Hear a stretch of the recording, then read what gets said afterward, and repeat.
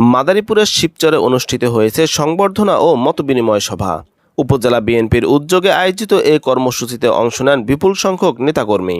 মাদারীপুর ২ আসনের নবনির্বাচিত সংসদ সদস্য জাহানদার আলী জাহানকে সংবর্ধনা জানানো হয় এই অনুষ্ঠানে। অনুষ্ঠানের শুরুতে প্রয়াত নেতৃবৃন্দকে স্মরণ করা হয়। পরে বক্তারা দলের বর্তমান পরিস্থিতি ও ভবিষ্যৎ পরিকল্পনা নিয়ে আলোচনা করেন। বক্তারা বলেন, দলের দুঃসময়ে ত্যাগ স্বীকারকারীদের মূল্যায়ন করতে হবে। আগামী কমিটি গঠনে ত্যাগী নেতাকর্মীদের অগ্রাধিকার দেওয়ার আহ্বান জানানো হয়। যারা 17 বছর নির্যাতিত হয়েছে, আন্দোলন করতে গিয়ে জেল খেটেছে, জুলুমের শিকার হয়েছে, যারা মামলা হামলার শিকার হয়েছে, বাড়িতে থাকতে পারেন নাই, তাদের রোল নম্বর 1 থাকবে। তারা প্রথম সারিতে থাকবে। আর যারা এসেছেন আমাদের সাথে, দলের সাথে অনেককে নিতে হয়, তারা থাকবে পিছনের সারিতে। বিশেষ অতিথির বক্তব্যে নাদিরা আক্তার বলেন, শিবচর উপজেলা ও ইউনিয়ন পর্যায়ে পূর্ণাঙ্গ কমিটি দ্রুত গঠন করা জরুরি।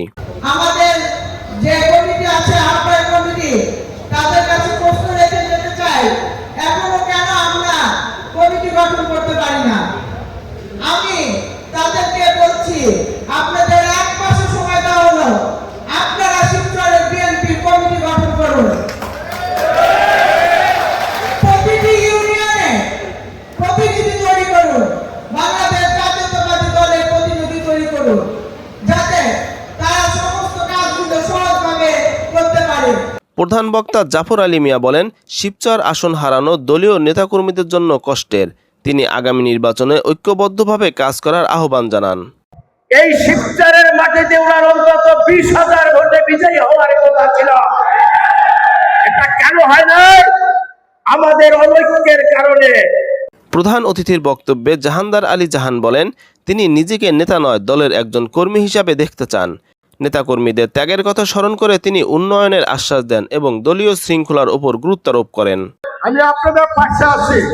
আমি 2 আসনের পরও আমি যেহেতু জেলার সদস্য সচিব রয়েছে, আপনাদের সাথে অতীতে 47 বছর ধরে আছি, এখনো আছি, মৃত্যুর আগ পর্যন্ত থাকবো। অনুষ্ঠানের সভাপতি শাহাদাত হোসেন খান তার বক্তব্যে দলের ত্যাগী নেতাদের মূল্যায়ন করার আশ্বাস দেন। আমি ইনশাআল্লাহ চিকিৎসা করতে পারি, তাহলে যারা বিএনপির নিবেদিত প্রাণ ছিলেন, যারা 17 বছর রাজপথে ছিলেন, তাদেরকে দিয়ে আমি ইনশাআল্লাহ কমিটি করব।